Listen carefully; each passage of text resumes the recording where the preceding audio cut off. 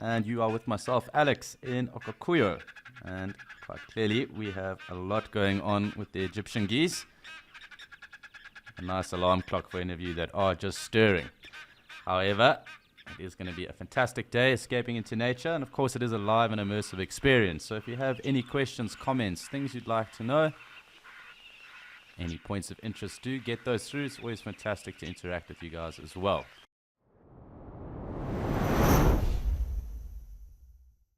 Walking up the road. Looked like she was interested in a wildebeest that was going the other way, but she seems to have decided against it. You can see all of the water at the side of the road. We had quite the downpour here. And quite possibly she took that opportunity to try her hand at a little bit of a hunt. And now the water has subsided, I think perhaps she's given up. She had a little drink in one of these channels that's formed along the side of this main road. Now she seems to be quite happily strolling up here without a care in the world. You can see we have changed dams. We've gone from Skokopan all the way up north towards Kolobeng Dam because I'm on a bit of a mission to explore the reserve this morning. So I have been up here before and I have been to some of these places, but it's nice to just reacquaint myself. Yeah, Kolobeng Dam has plenty of water in it, which is nice to see, and Steve did mention that there's often good sightings of elephant and other things up here, but you can see we've got a great big herd of impala, and we did have another wallowing warthog.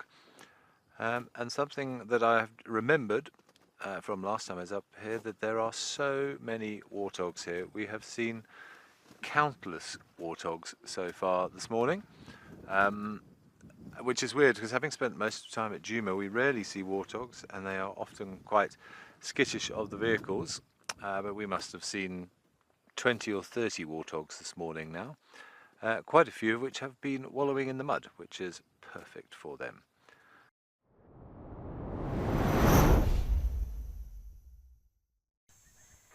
Oh, she's covered in ticks though, especially in that crease behind her arm, her shoulder.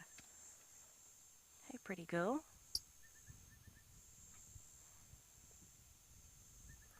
Beautiful tail. They're always so graceful looking when they walk. That right, left, right, left. Very unusual. They look like they walk in slow motion. And there she's gone back to feed on sweet thorn behind the pole. So we'll go back to the pretty male who still has not put his head down. He moved, he's alive, he's not just chewing. Having the best time in Amakhala. I'm seeing everything pretty much for the first time, because as much as some pieces look familiar, some of it just is so different. And this is one of those species that I just do not get to talk about. This is a red hartebeest, and I have not seen these in years, in absolute years, because they don't occur in the Sabi Sands, and because I haven't been lucky enough to visit the game reserves in the Eastern Cape for quite a long time. They're coming out into the open clearing. The wind is picking up like crazy.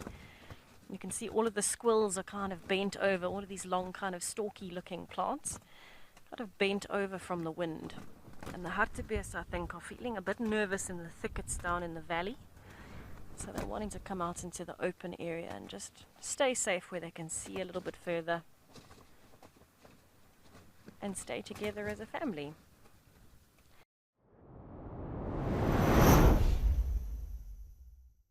Giraffe has just moved off a little bit from Scotia Dam, slightly further to the east, just on top of the ridge line looking down onto the next valley.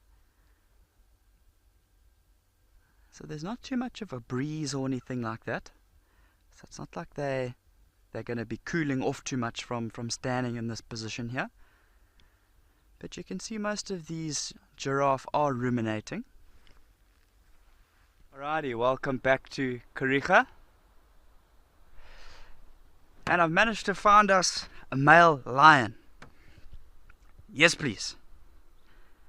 You can see he's got himself firmly tucked underneath a dense, thick shrub here. I've had to do a little bit of maneuvering to try and get this view for us here.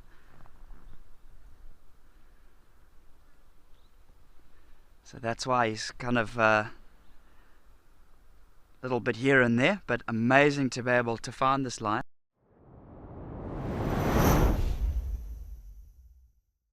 And of course, from all of us here, cheerio, and we will see you in the morning.